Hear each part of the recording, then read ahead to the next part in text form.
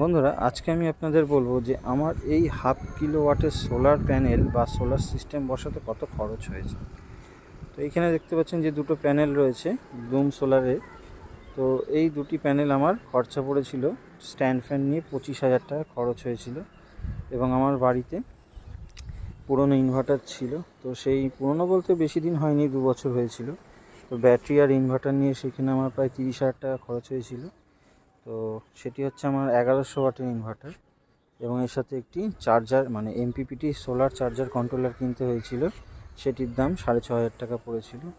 তো আপনারা এইভাবে গেস করতে পারেন যে কত টাকা আমার খরচ হয়েছে। তো আমি রেকমেন্ড করব বন্ধুরা, আপনারা 1 কিলোওয়াট মানে মিনিমাম 1 কিলোওয়াটের চার্জার বা সোলার প্যানেল আপনারা ইনস্টল করুন।